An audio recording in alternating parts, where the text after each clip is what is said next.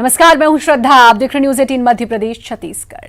रायपुर से बड़ी खबर, जहां मुख्यमंत्री भूपेश बघेल ने बड़ा बयान दिया है। प्रदेश के किसानों का धान खरीदा जाएगा, लेकिन जिन किसानों को टोकन मिला है उनका ही धान खरीदा जाएगा। प्रदेश के सभी किसानों के टोकन की जांच की जाएगी। जांच के बाद खरीदा जाएगा धान खरीदी का मुद्दा गरमाया हुआ है लगातार छत्तीसगढ़ में, और अब मुख्यमंत्री भूपेश बघेल ने कहा है कि धान खरीदा जाएगा, लेकिन जिनको टोकन पहले मिल चुका है उन्हीं किसानों का धान खरीदा जाएगा। प्रदेश के सभी किसानों के टोकन की जांच की जाएगी। जांच के बाद धान खरीदा जाएगा।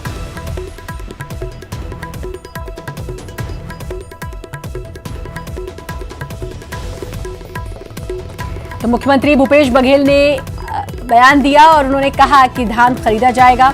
जिन किसानों को टोकन मिला है उनका धान खरीदा जाएगा। टोकन की जांच की जाएगी, उसके बाद धान खरीदी होगी। सुरेंद्र हमारे संवाददाता हमारे साथ जुड़ चुके हैं।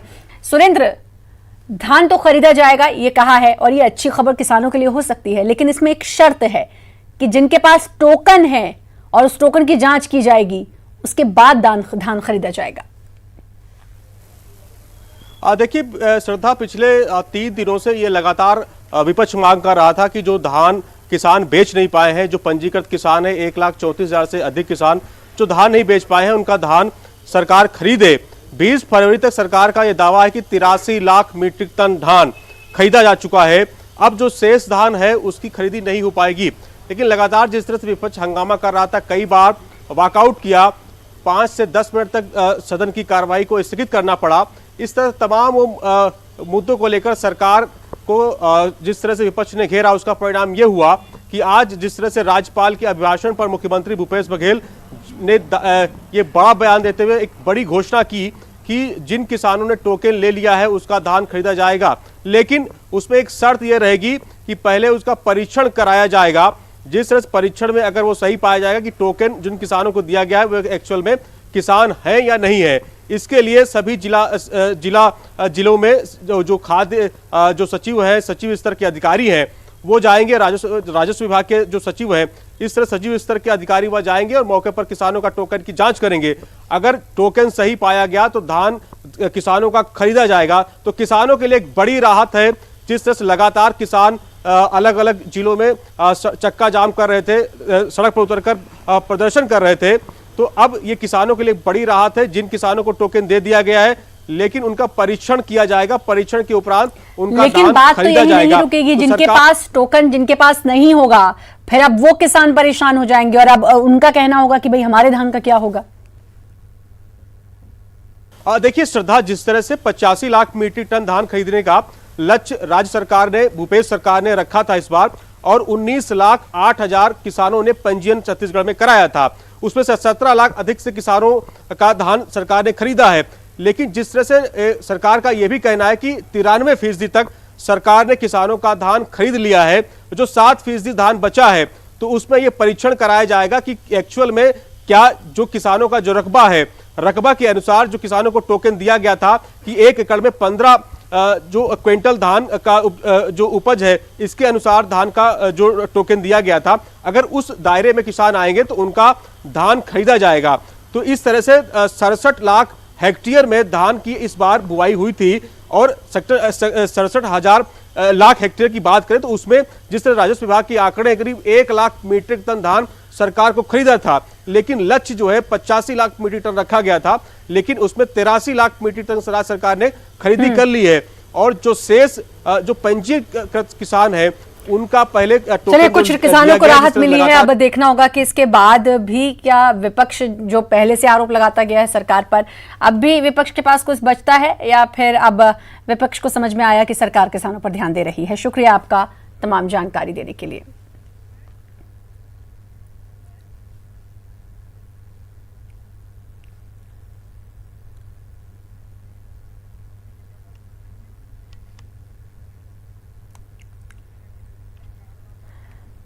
और जबलपुर का रुख करेंगे। न्यूज़ 18 के शूरवीर अवार्ड का आयोजन किया गया है, सीधे वहीं का रुख। परेशानी में आता है, अगर आप उनको 2 मीठी बातें करके उनके दर्द को थोड़ा सा भी कम कर सके, तो मैं समझता हूं कि सबसे पहला वो धर्म है पुलिस ऑफिसर का।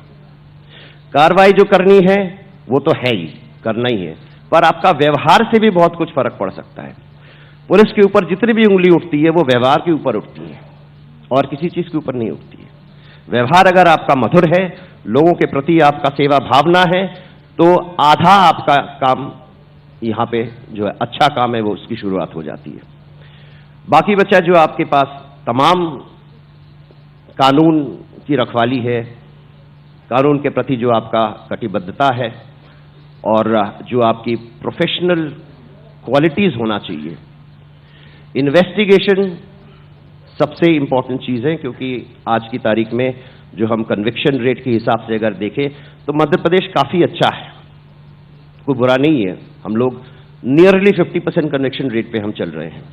हालांकि बहुत सारे ऐसे स्टेट्स हैं जिनको हम समझते हैं बहुत आगे हैं, उनके कन्विक्शन रेट उठा के देख लीजिए, वो हमसे बहुत नीचे है।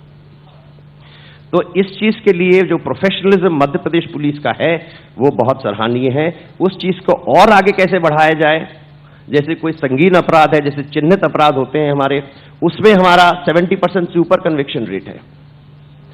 तो हर चीज को अगर हम ये सीरियसली लें और उसको हम प्रोफेशनली एग्जीक्यूट करें, तो मैं समझता हूं कि इन्वेस्टिगेशन के क्षेत्र में हमारा पूरे देश में सबसे प्रथम स्थान भी हो सकता है। तो इस चीज के लिए प्रयास कर रहे हैं। बहुत महत्वपूर्ण बात कही शोभन बनर्जी साहब ने, खासतौर पर पुलिस के व्यवहार की। तो जिस तरह की शुरुआत में भी रंजना ने भी कहा था कि भाई अगर गुंडों के बीच में घिरा हुआ कोई एक व्यक्ति या कोई एक महिला जो अंधेरे में सुनसान में कुछ गुंडों या बदमाशों के बीच घिरी होती हो, दूर से कोई खाकी में आता हुआ पुलिस वाला दिख जाए, भले ही वो उसके पास कोई वेपन ना हो, लेकिन एक भरोसा जग जाता है कि अब पुलिस आ गई, मतलब हमारे लिए राहत होगी। तो इस भरोसे को कम से कम कायम रखिए। सर, आपने वक्त निकाला, आपका बहुत बहुत धन्यवाद। और मैं आपसे अनुरोध करूंगा कि आप थोड़ा देर और वक्त रुकिए। Thank you sir, thank you. बहुत बहुत धन्यवाद डीजी ईओडब्ल्यू मिस्टर सुशोभन बनर्जी इस पूरी चर्चा के लिए। और आपने बताया कि किस तरह से पुलिस कर्मियों को अपना स्ट्रेस मैनेज करना है, किस तरह से उससे निपटना है। और अब बारी कमलनाथ सरकार के एक ऐसे मंत्री की जो ना कभी थकते हैं और ना कभी रुकते हैं। सुबह से जो उनके दौरे शुरू होते हैं। और छत्तीसगढ़ में आयकर विभाग की अब तक की सबसे बड़ी कार्रवाई हुई है। रायपुर के मेयर एजाज ढेबर के कई ठिकानों के साथ ही 2 आईएएस अधिकारियों विवेक ढांड और अनिल टुटेजा के ठिकानों पर आयकर विभाग ने छापा मारा है। अनिल टुटेजा को सरकार का काफी करीबी माना जाता है। टुटेजा के कहने पर ही नान घोटाले में सरकार ने एसआईटी बनाई है। वहीं पूर्व मुख्य सचिव विवेक ढांड अभी रेरा के अध्यक्ष हैं और उनके ऊपर भी आईटी की रेड पड़ी है। इसके साथ ही रायपुर के बड़े व्यापारियों को भी आयकर विभाग ने अपनी चपेट में लिया है। व्यापारी गुरुचरण सिंह होरा के घर पर भी आयकर विभाग की टीम ने छापेमारी की है। चार्टर्ड अकाउंटेंट कमलेश जैन पर भी आयकर विभाग ने छापा मारा है और आईटी ने अनिल टुटेजा की पत्नी मीनाक्षी टुटेजा के सलून पर भी छापा मारा है।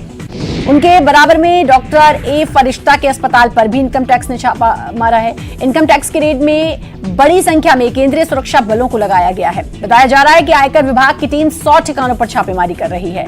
आयकर की छापेमारी से सियासी गलियारों से लेकर नौकरशाही और बड़े व्यापारियों में हड़कंप मचा हुआ है।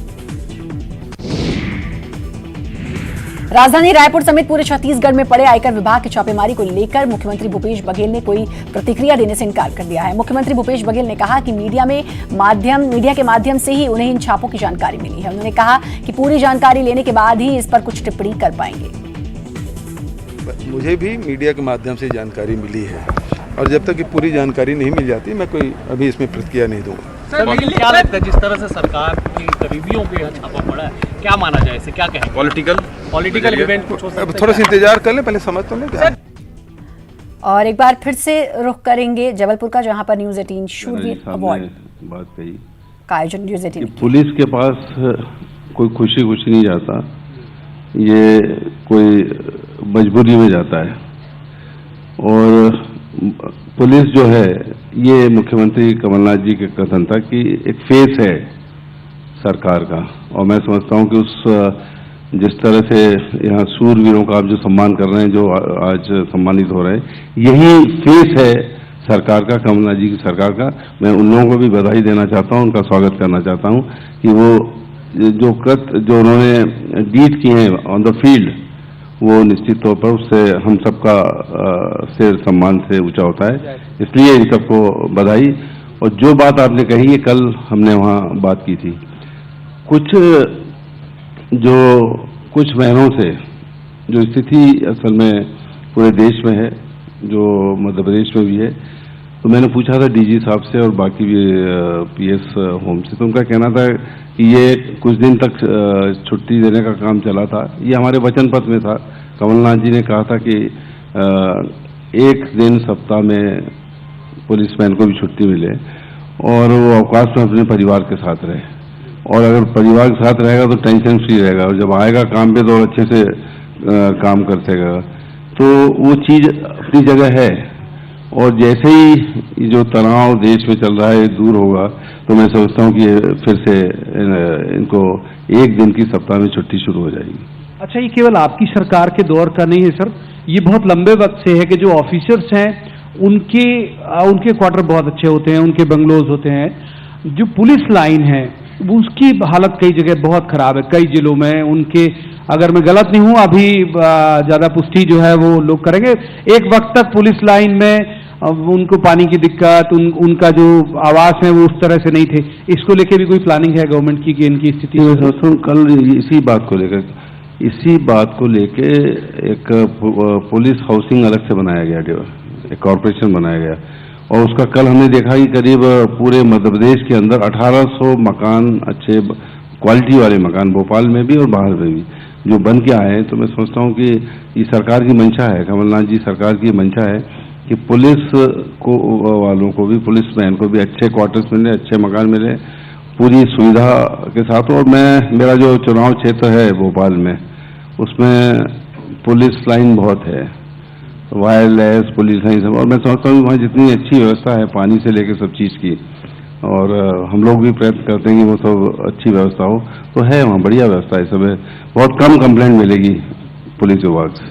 तो ये एक बड़ी बात कह रहे हैं पीसी शर्मा साहब के आने वाले दिनों में जो पुलिस के जो लोग हैं जो लाइन में रहते हैं उनको बहुत कम मुश्किल होगी। थोड़ा आप राजनीतिक संवाद भी कर लेते हैं।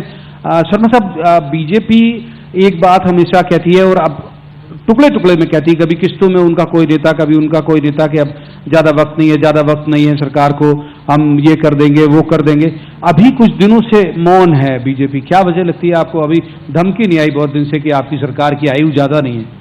ये सरकार के जो हमारे लीडर हैं मुख्यमंत्री कमलनाथ जी, एक सेशन में, जिस सेशन में सबसे ज्यादा धमकियां आई थी कि ये 24 घंटे में सरकार हम गिरा देंगे, सेशन में ये धमकी आई, और उसी सेशन में एक इशू पे डिवीजन मांग लिया भारतीय जनता पार्टी ने, और उसका हश्र ये हुआ कि 2 विधायक बीजेपी के हमारे साथ आ गए।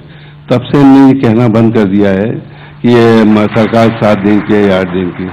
तो मैं समझता हूँ कि ये, और मैं हमेशा कहता हूँ उनसे जब भी ये बात आती है कि आप तो एक बार डिवीजन और मांगो विधानसभा में, 4-5 हमारे साथ और आ जाएंगे।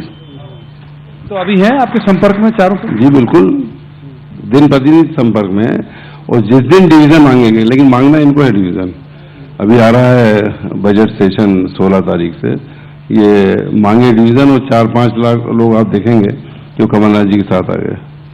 एक वक्त ये आपके ऊपर बहुत आरोप लगाते थे कि खंडित हैं आप लोग, अलग अलग आपके लीडर के नाम, कि भाई एक कमलनाथ जी का इलाका, एक सिंधिया जी का इलाका, एक दिग्विजय सिंह जी का इलाका। अब वैसी तस्वीर जो है आपको बीजेपी में नहीं दिखती? शिवराज जी अलग, गोपाल भार्गव जी का अलग दिखता है, नरोत्तम मिश्रा जी अलग दिखते हैं, अब एक नए प्रदेश अध्यक्ष भी आ गए वीडी शर्मा। निश्चित तौर पर मैं समझता हूँ कि कांग्रेस इस समय यूनिफाइड है, और जो अभी आपके उसमें 2-3 दिन पहले मैंने पिक्चर देखी थी कि हमारे नेता गले मिल रहे हैं, सड़क है तो वहाँ मिल रहे हैं, उनका दिल्ली के अंदर मीटिंग हो रही तो सब साथ बैठे हैं। लेकिन निश्चित तौर पर बीजेपी में इस समय डिवीजन ज़्यादा है, और पूर्व मुख्यमंत्री को जितने बाकी नेता हैं वो कोई आज की तारीख में कोई उनका साथ देने को तैयार नहीं। तो डिवीजन बीजेपी में ज़्यादा है, कांग्रेस में इस समय यूनिफाइड है। आपके पास धर्म और आध्यात्म डिपार्टमेंट भी है।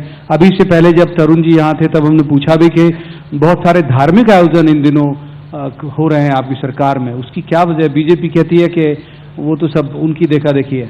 देखिए, अभी भोपाल में एक कार्यक्रम और हुआ था, हनुमान चालीसा का, बिल्कुल मुख्यमंत्री जी ने खुद अपने पर्सनल लेवल पे कराया था, कमलनाथ जी ने, और ऐसा नहीं हुआ कि अचानक हो गया। 2 अगर हम छिंदवाड़ा जाएं तो 101 फीट की हनुमान जी की जो प्रतिमा मूर्ति लगी हुई है वो मध्य प्रदेश से सबसे ऊंची है। तो ये तो मुख्यमंत्री जी पहले से ही करते आए हैं, और उसका बाद जब आयोजन किया तब भी अपोजिशन ने उसको क्रिटिसाइज किया। तो ये एक हनुमान भक्त हैं, कमलनाथ जी तो हैं, और उन्हें कहा भी भाई हम ये कुछ कर रहे हैं तो इनके पेट में क्यों दर्द हो, जैसा अभी तरुण भाई ने कहा।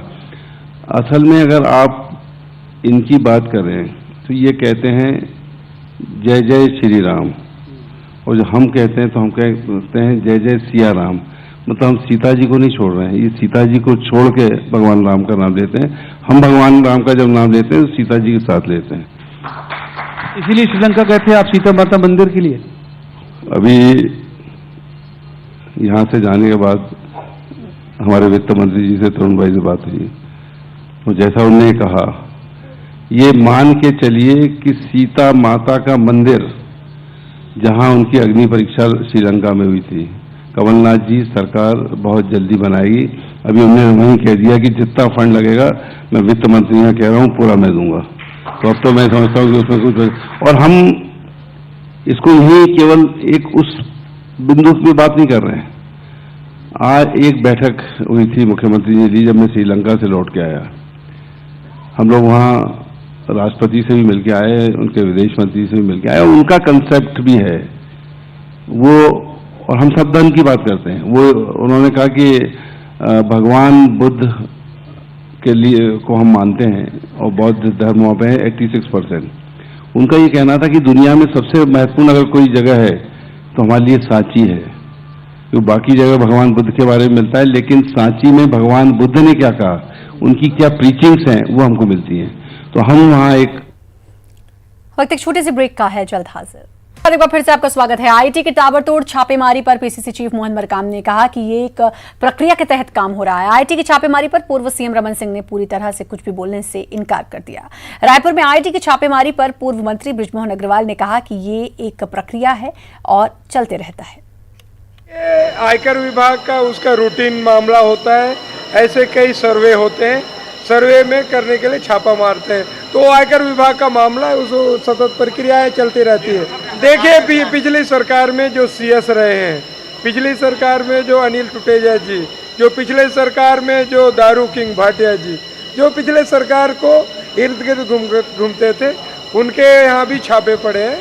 तो अगर हमारे महापौर के यहाँ भी छापे पड़े हैं तो आयकर विभाग का प्रक्रिया है। देखिए आगे हमें मीडिया के माध्यम से ही पता चला है, हम देखते हैं आगे क्या हो रहा है। आईटी के बारे में अभी मुझे दूरदर्शन टीवी से मालूम हुआ है, पूरी जानकारी लेता हूँ। तो जानकारी जो आ रही है उसमें बहुत सारे नौकरशाह हैं, व्यवसायी हैं, जानकारी आप बता रहे हैं, मैं और जानकारी लेता हूँ। सर ये वो अधिकारी हैं जो इस सरकार के बेहद नजदीक है, कहा जाता है कि सरकार के अधिकारियों की क्या छापे पड़ेंगे, किस तरह से देख रहे हैं? तो ये कांग्रेस कह रही है कहीं पॉलिटिकल मामला है, आईटी के छापे। देखिए वो एक सामान्य प्रक्रिया है, उसके तहत में केंद्र सरकार ये सब काम करती है और वो अपनी कार्रवाई करेगी। और बड़ी खबर, आईटी विभाग के छापे से जुड़ी हुई करीब 200 करोड़ की संपत्ति के दस्तावेज मिले, फोन टैपिंग की हार्ड डिस्क मिलने की भी खबर है, 1.5 करोड़ की नकदी की भी खबर है, अधिकारी के घर से लेन देन की डायरी भी मिली है। तो आयकर विभाग के छापे से जुड़ी बड़ी खबर, 200 करोड़ की संपत्ति के दस्तावेज मिले, फोन टैपिंग की हार्ड डिस्क मिलने की खबर, 1.5 करोड़ की नकदी मिलने की भी खबर है, अधिकारी के घर से लेन देन की डायरी भी मिली है। अवधेश जुड़ चुके हमारे संवाददाता। अवधेश, अभी की जो खबर है उसके हिसाब से तो 200 करोड़ की संपत्ति के दस्तावेज, काफी चीजें मिली हैं, हार्ड डिस्क मिली है फोन टैपिंग की, मतलब आईटी विभाग की का जो पूरे दिन की मेहनत थी वो कहीं ना कहीं सफल होती हुई नजर आई है। बिल्कुल, देखिए आधिकारिक रूप से जब श्रद्धा जानकारी आएगी तब पता चलेगा कि और कितने इसमें खुलासे हुए हैं। सबसे अहम है कि तकरीबन 200 करोड़ रुपए के संपत्ति के दस्तावेज मिले हैं और कहा यह जा रहा है कि वो संपत्ति कहां से कैसे अर्जित की गई, इस बारे में पूरी लंबी जांच पड़ताल और लंबी कार्रवाई की जाएगी। सबसे अहम ये पूरे छापे की कार्रवाई में कि फोन टैपिंग से जुड़े एक हार्ड डिस्क मिलने की सूचना है। यह अपने आप में एक बड़ी बात है, बड़ी खबर है कि फोन टैपिंग को लेकर छत्तीसगढ़ के राजनीतिक गलियारों में सुप्रीम कोर्ट तक की उसकी धमक सुनाई दी थी। इतना बवाल मचा था छत्तीसगढ़ के राजनीतिक गलियारों में फोन टैपिंग को लेकर, जो मामला सुप्रीम कोर्ट तक पहुंचा था। और एक बार फिर से फोन टैपिंग का हार्ड डिस्क मिलना बताने के लिए काफी है कि छत्तीसगढ़ में जो राजनीति में, प्रशासनिक में या शासकीय चीजों में जो चीजें दिखाई पड़ रही है वो कुछ दरअसल वैसा कुछ है नहीं। उसके पीछे की खिचड़ी कुछ और ही पक रही है, जिसके कुछ सबूत शायद अभी आयकर विभाग को मिली है। हालांकि ये सूचना है, इसकी आधिकारिक जानकारी अब तक नहीं आई है, लेकिन अगर फोन टैपिंग से जुड़ा कोई हार्ड डिस्क मिला है तो अपने आप में बड़ी खबर है, बड़ा बवाल मचेगा उस फोन टैपिंग के हार्ड डिस्क को लेकर। दूसरी बात यह कि लेन देन की एक डायरी एक अधिकारी के घर से मिली है। नान घोटाले को याद कर ले हमारे दर्शक कि नान घोटाले में भी एक डायरी मिली थी जिसके 1352 पन्नों को जब्त किया गया था और उसमें तमाम चीजों का जिक्र किया गया था। ठीक उसी तरह यहां पे भी एक लेन देन की डायरी प्राप्त हुई है। वो डायरी कई राज खोलेंगे, कई राज उगलेगी वो डायरी। उसके बाद पता चलेगा कि आखिरकार जो पूरा मामला था, पूरी जो कार्रवाई थी आयकर विभाग ने, जो आज 5 बड़े रसूखदार कह ले या फिर सरकार के सबसे करीबी 5 लोगों पे जो दबिश दी, उस पे क्या क्या खंगाले गए, क्या क्या निकाले गए। हार्ड डिस्क जब्त किया गया है, कई सीपीयू जब्त किया गया है, कई दस्तावेज खंगाले जा रहे हैं। तो तमाम चीजों के एनालिसिस के बाद, जांच पड़ताल के बाद सरकार का ये कहना है कि ये एक रूटीन प्रक्रिया है, लेकिन उसके बाद अगर रूटीन प्रक्रिया में इतना सब कुछ निकला है तो अब कहीं ना कहीं क्या सरकार के लिए भी चिंता की बात है, क्योंकि अगर हम महापौर की ही बात करें तो उनके यहाँ भी दबिश दी गई। बिल्कुल, देखिए निश्चित तौर पे सरकार के लिए चिंता का विषय है कि सरकार के 5 करीबी, चाहे महापौर की बात कर ली जाए, विवेक ढांड की बात कर ली जाए, आईएएस अनिल टुटेजा की बात कर ली जाए, या फिर गुरुचरण सिंह होरा जो बड़े व्यवसायी है, अमोलक सिंह भाटिया की बात कर ली जाए, इन 5 के यहाँ पे अगर आयकर विभाग की कार्रवाई हुई है, हो रही है, तो सरकार के लिए बड़ी बात है, बड़ी खबर है। अब अवधेश ये देखना होगा कि अब और क्या कुछ सामने आता है। 200 करोड़ की संपत्ति का तो सामने आया ही है हार्ड डिस्क, अब और क्या कुछ सामने आता है। शुक्रिया आपका अवधेश तमाम जानकारी देने के लिए। और इसी के साथ फिलहाल इस बुलेटिन में इतना ही। बाकी खबरों के लिए लगातार बने रहिए न्यूज़ 18 मध्य प्रदेश छत्तीसगढ़।